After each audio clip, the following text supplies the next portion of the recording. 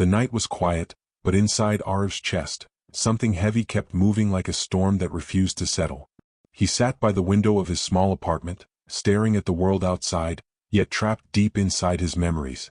No matter how many years passed, one memory never loosened its grip on him: the day his mother disappeared.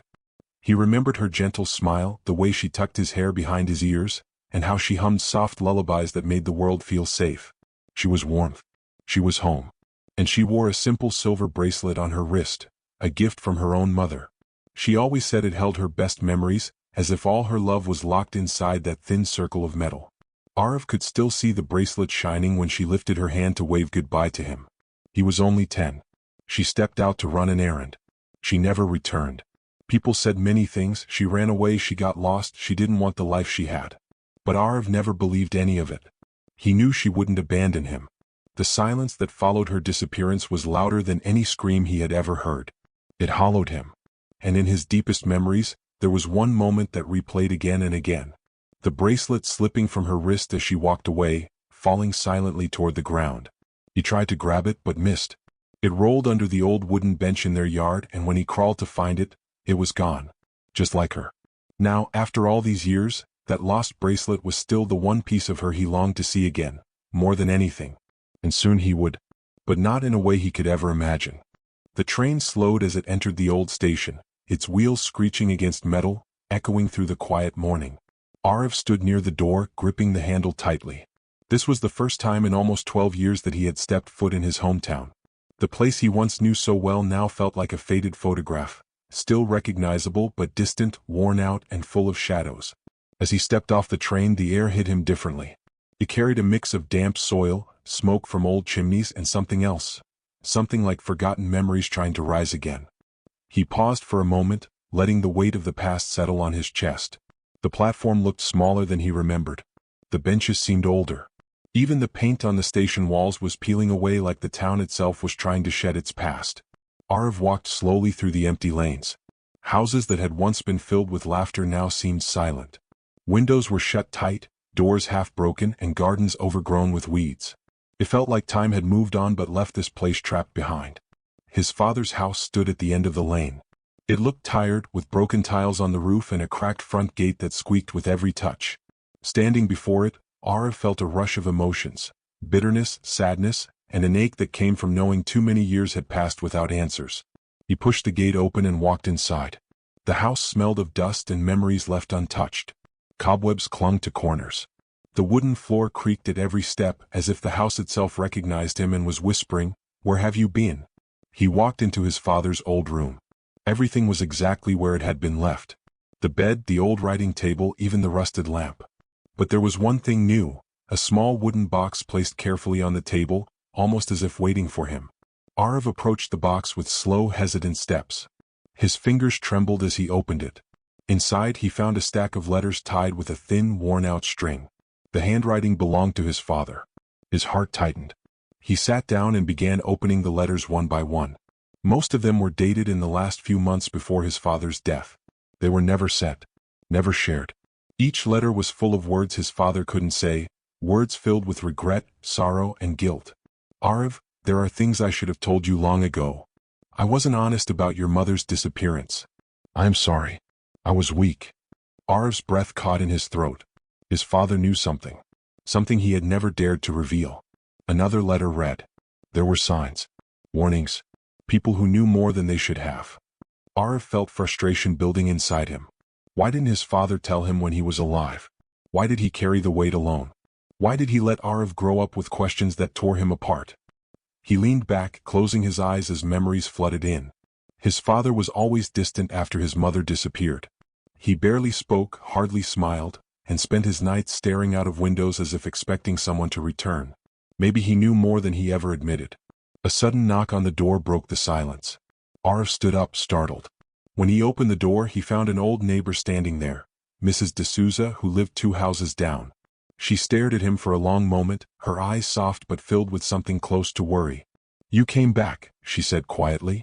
"Your father would have wanted that." Her voice carried a hint of relief but also caution. Ariv nodded. "I'm just trying to understand everything he kept from me." She hesitated, glancing around as if afraid someone might hear. This town, it has too many secrets, Beta. People don't like to talk about your mother. They're scared. Scared of what? He asked. She shook her head, lowering her voice. Of the same thing your father feared. Before he could ask anything else, she stepped back. Be careful, Arif. Some graves here were meant to stay closed. And just like that, she left. Arif watched her go, feeling more confused than ever. His father's secret letters, the neighbor's fear, the town's silence. It all felt like pieces of a puzzle he had never known existed. Later that evening, Arif went through the house again. He opened cupboards, drawers, and old boxes. Dust rose in clouds with every movement.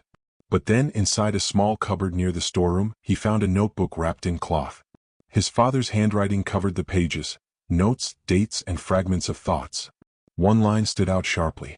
If he ever comes back, he must know where to start. The graveyard. A chill ran down Arif's spine. Why the graveyard? What was buried there? And why was his father afraid? As the sun dipped behind the old houses, casting long shadows across the street, Arif felt something awakening inside him. A determination he hadn't felt in years. The truth he had been denied for so long was finally within reach. He took a deep breath and closed the notebook. Tomorrow he would go to the graveyard. Whether he was ready or not, that was where his search had to begin. Morning came with a soft, cold breeze that brushed against Arif's skin as he stepped out of the house. The sky was covered with slow-moving clouds, and the whole town felt quiet, like it was holding its breath.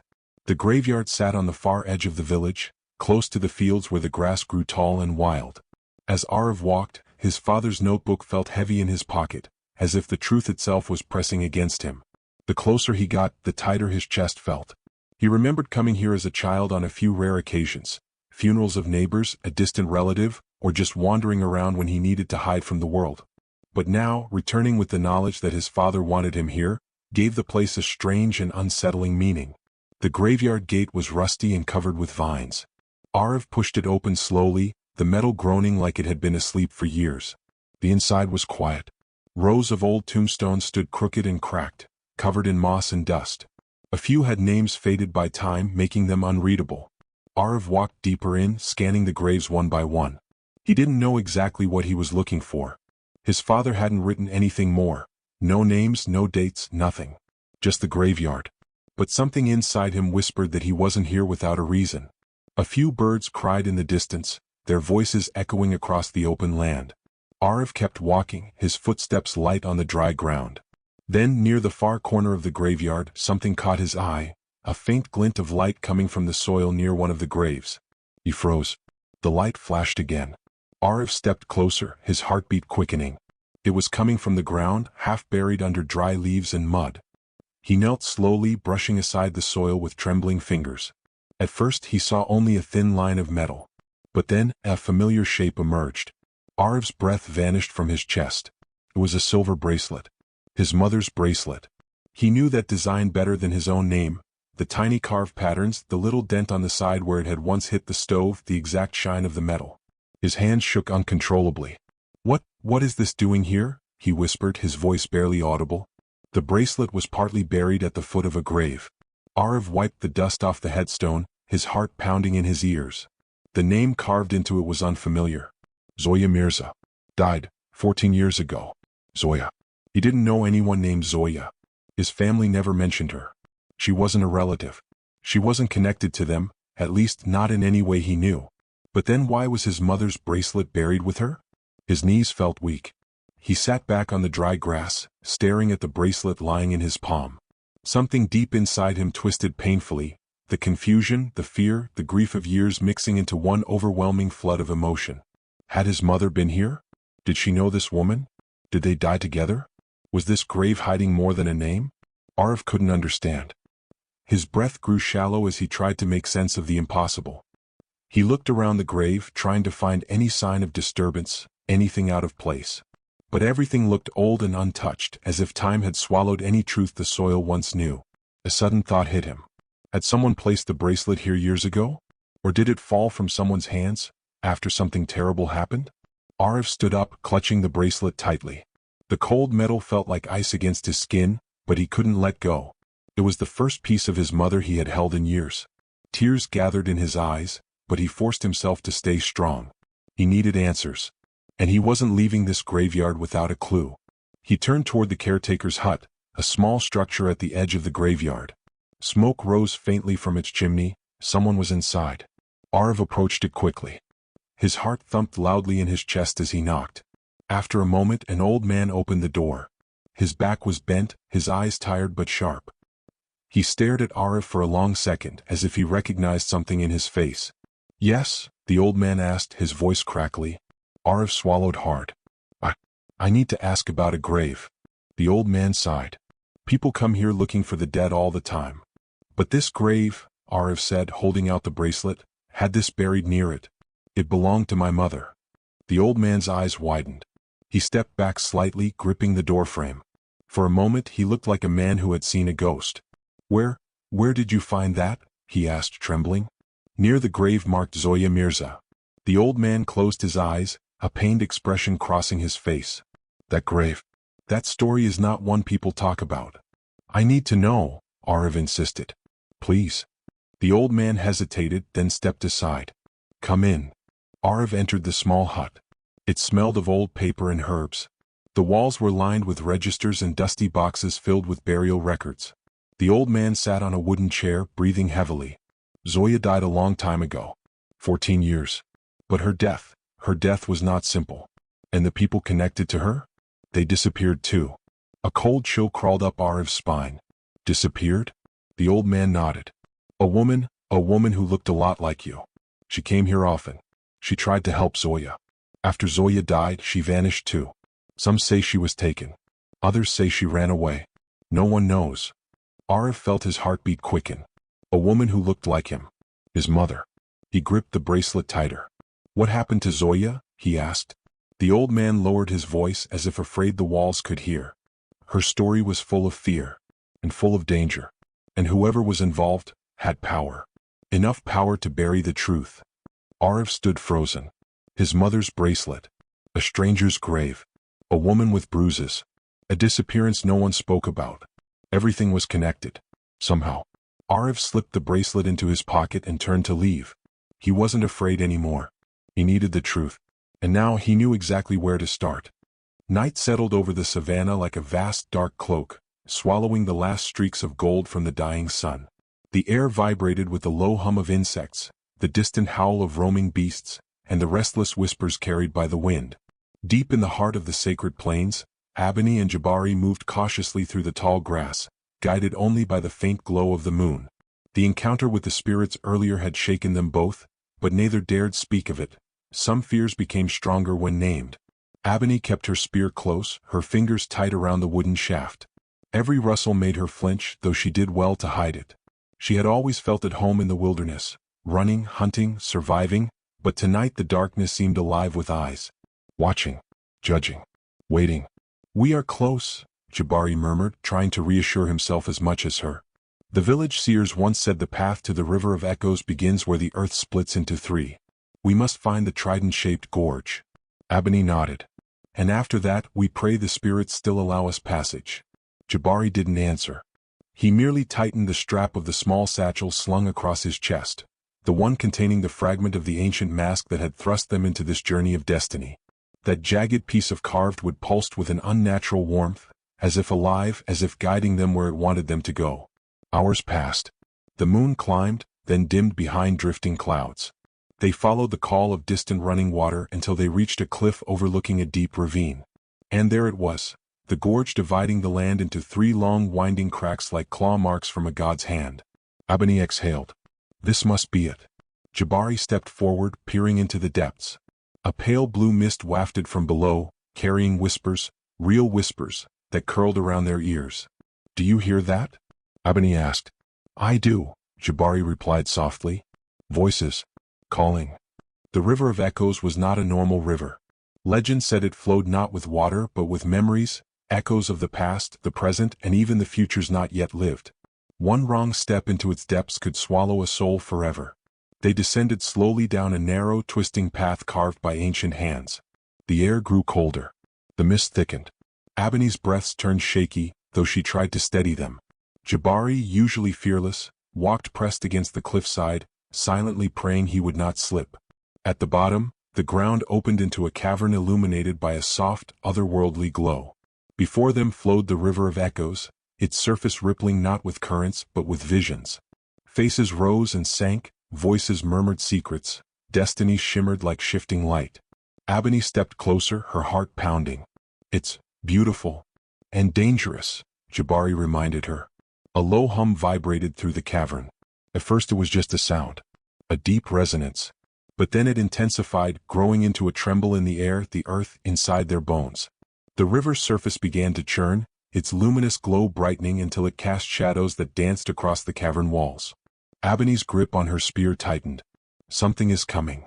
Jabari reached for the mask fragment, but it moved before he could touch it. It tugged itself out of the satchel and hovered above his palm, spinning slowly, drawing energy from the glowing river. Then the water, or whatever it was, rose upward, taking shape. A towering figure emerged, formed entirely of shimmering echoes. Its face was fluid, shifting between expressions: anger, sorrow, wisdom, rage. The eyes, however, remained constant, bright, piercing, ancient. Ebony stepped in front of Jabari instinctively. "Spirit of the river, we seek passage. We mean no harm." The entity observed them silently.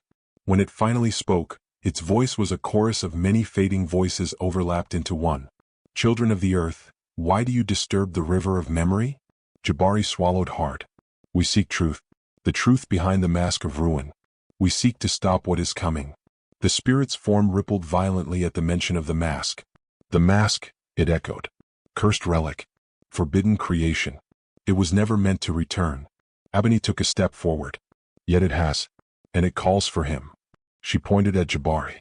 "Tell us why." The spirit shifted, studying the boy with a focus that made him tremble. "The mask is bound to the bloodline of the first warrior," the spirit intoned. "A lineage forged in sacrifice, but broken by betrayal. You, boy, are the last remnant of that blood." Jabari's legs nearly gave out. Ebony steadied him quickly. "No, that can't be," he whispered. "I'm just a hunter's son." "You are more," the spirit said. "Far more than you know. And because of that, the darkness stirs once more to claim what it lost." The cavern shook. The river darkened. Ebony felt her skin prickle with dread. "What darkness?" she demanded. "Tell us."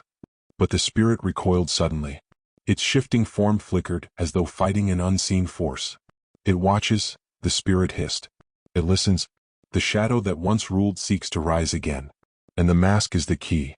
A sudden gust of freezing wind blasted through the cavern.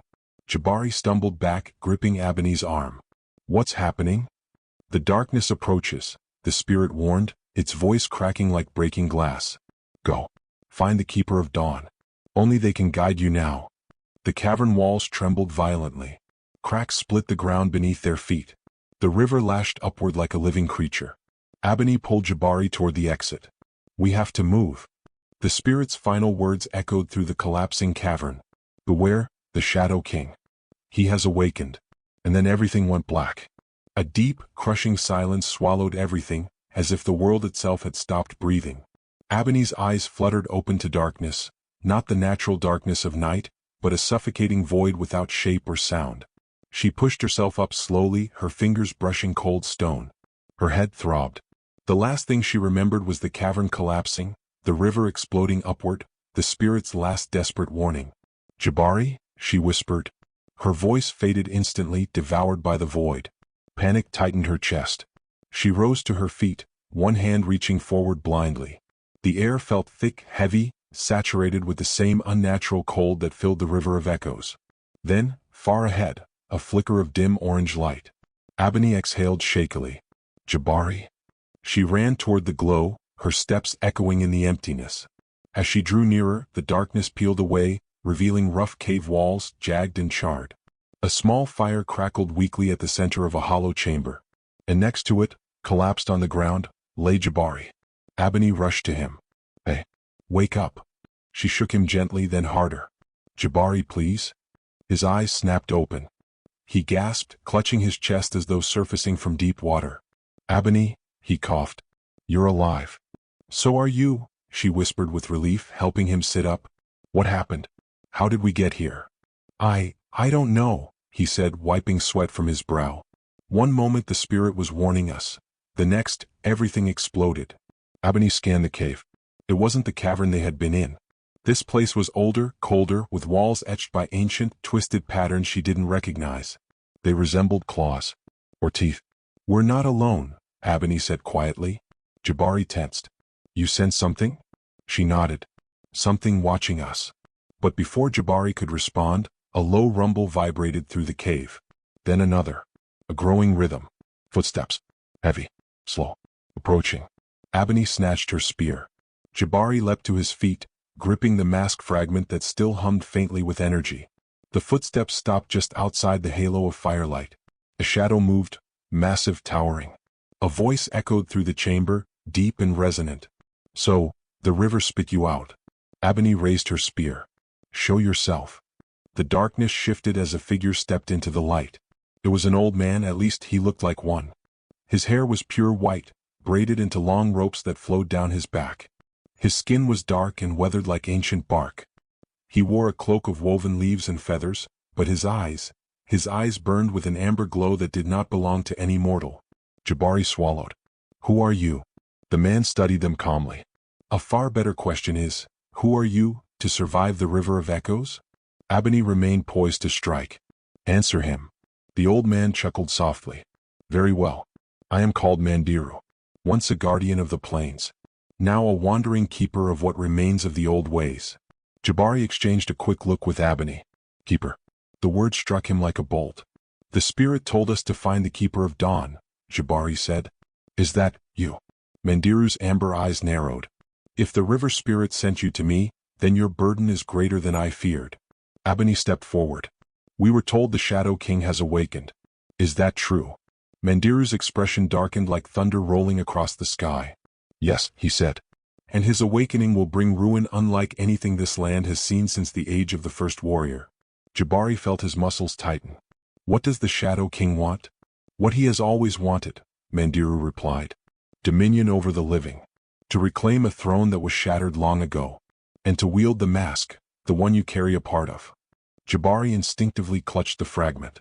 Its warmth intensified, pulsing in sync with his heartbeat. Mandiru observed him quietly. "You felt it, haven't you? The mask responding to you. Calling to you." Jabari hesitated, then nodded. "I thought it was just magic." "It is more than magic," Mandiru said. "It is blood. It is legacy. You bear the lineage of the first warrior, those who once sealed the Shadow King away." Ebony placed a supportive hand on Jabari's shoulder. "The spirit said that too. But what does that mean for him?" Mandiru walked slowly around the fire, eyes fixed on the boy. "It means he is the only one who can restore the mask, or destroy it. And if he fails, the Shadow King will claim his bloodline, and rise in full strength." Jabari's breath trembled. "Destroy it? Can it even be destroyed?" Mandiru nodded once. "Yes. But only by assembling all three fragments and performing the rite of sundering at the Pillar of Dawn." "Where are the other fragments?" Ebony asked urgently. Mandiru hesitated before answering. "One lies with the spirits of the storm peaks, fierce, unpredictable beings who bow to no mortal. The other," he paused, "was taken by the Shadow King centuries ago. If he has awakened, then that fragment is already stirring." Ebony grit her teeth. "So we need to get to the storm peaks. And survive them," Jabari added weakly. Mandiru lowered himself beside the fire. "Rest for tonight. At dawn I will guide you as far as the foothills. But from there your journey becomes far more dangerous." Ebony sat down reluctantly, though her grip on her spear remained tight. Jabari, still shaken, sat across from her. For a moment the cave was quiet. Then Mandiru spoke again, voice low, almost regretful. "Before the sun rises, you must understand one more thing." They both looked at him. Mandiru stared at Jabari. Through him it seemed, "The Shadow King does not merely wish to rise. He seeks you. For your blood is the final key to completing the mask. If he claims you..." Jabari's skin prickled. "He will become unstoppable." Ebony moved closer to him, instinctively protective. "But we won't let him," she said firmly. "Jabari is not alone." Mandiru nodded slowly. "Pray that your courage is enough. For the shadows have already begun to move." Outside the cave, lightning streaked across the sky, though no storm had been there moments before. And from far, far away, a voice whispered Jabari's name. The morning came with a cold wind that tasted like iron. When Jabari stepped out of the cave, the world felt heavier, as if the mountains themselves were holding their breath.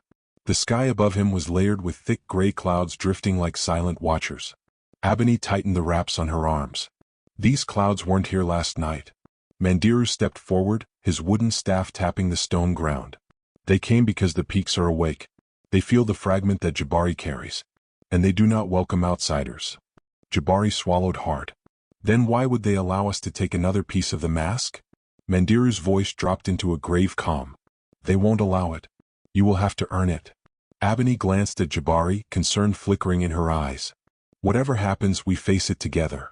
Jabari nodded, drawing strength from her certainty. The memory of the whisper calling his name still clung to him like frost, but he kept it buried deep inside. Mandiru led them through a narrow pass between towering stone walls. The air grew colder, thinner, harsher. Loose gravel crunched under their feet, and the sound echoed as if something far in the distance was listening. After hours of climbing, they reached a ledge overlooking a valley filled with swirling clouds. Dark peaks stabbed the sky like black spears. The storm peaks, Ebony whispered. Thunder growled above them in response. Mandiru stopped and pressed his palm to a large stone, whispering in a language neither of them understood. The mountains groaned. A hidden path slowly opened, carved into the cliffside. Ebony raised a brow. How did you do that? Mandiru gave a faint smile. The mountains remember me. And I remember their secrets.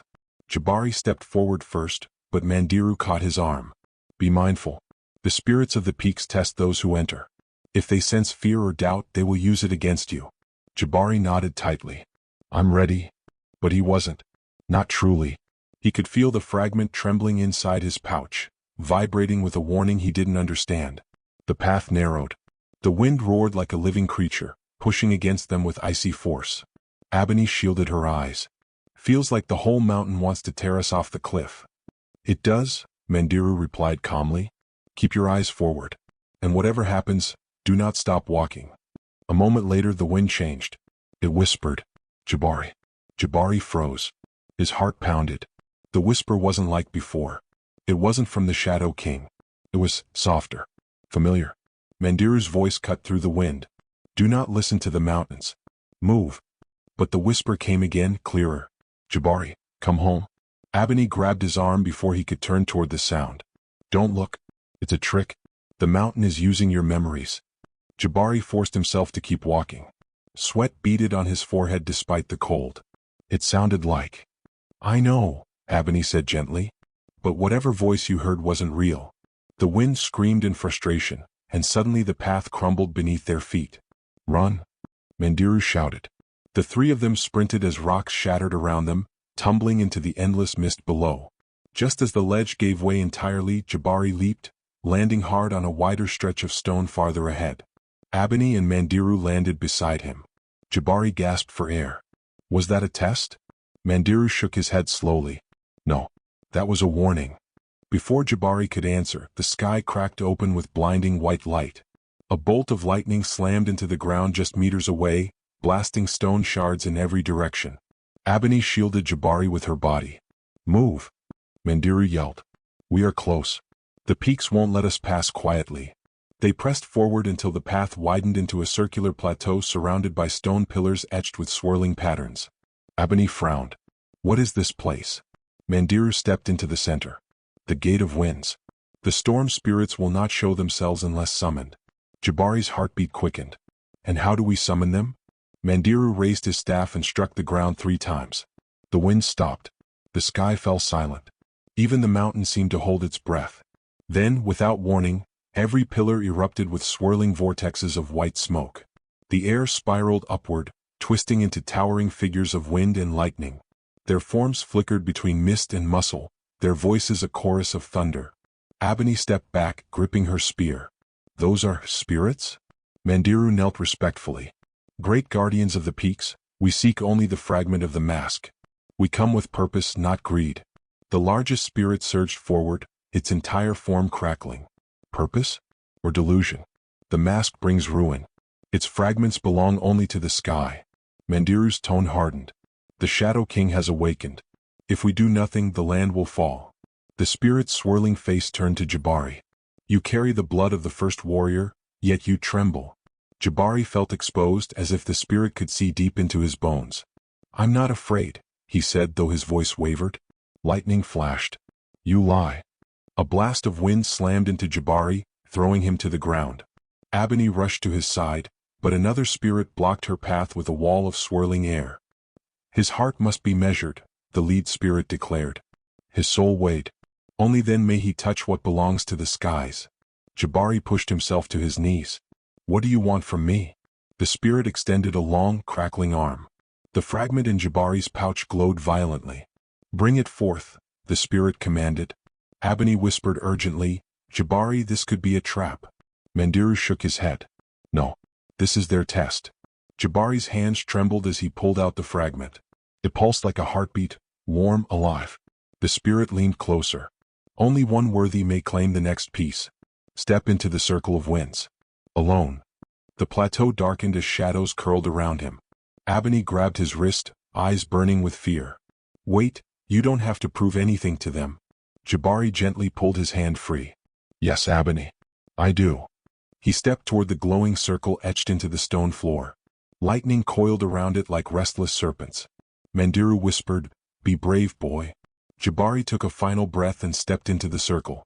The spirits erupted in a blinding storm of light, and the trial of the storm peaks began. The sun was sinking behind the hills when Arif finally reached the lonely, broken house at the far end of the village. The place looked abandoned for years, walls cracked, roof half fallen, and weeds growing like wild secrets. But someone lived here. Someone who knew more than anyone else. Someone who had been running from the truth for decades. The abusive man's brother.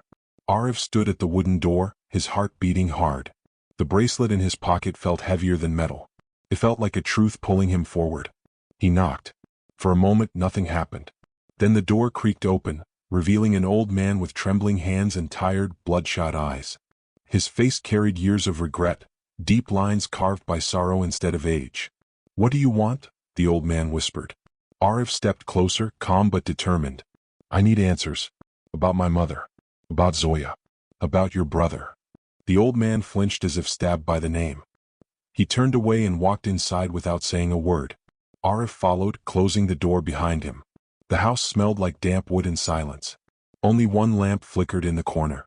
The old man lowered himself into a chair, breathing heavily. You shouldn't have come here, he muttered. Some wounds shouldn't be opened. Arif remained standing. Some wounds never healed. The old man's eyes filled with pain. He looked at Arif long, almost afraid. You look like her, your mother. Strong eyes. She always had those. Arif's chest tightened. Then tell me what happened to her. The old man covered his face with trembling hands. Don't make me say it. Arif's voice cracked, soft but sharp. I've lived my whole life not knowing. I deserve the truth. They deserve justice. For a long moment, there was only the sound of the weak lamp buzzing. Then the old man finally whispered, My brother, he destroyed both women. Arif's breath caught. His knees felt weak. But he didn't interrupt. The old man continued, his voice breaking, his guilt spilling out like a broken dam. Zoya, she wanted to run away. She was scared of him. She begged me to help her. I tried. I swear I tried. But I was weak. I told him instead, hoping he'd calm down. Instead, he became a monster. Tears filled his eyes. He followed her that night. Trapped her in the woods. He killed her. It wasn't quick. She screamed. And I heard everything. Arif's throat tightened with horror. And my mother?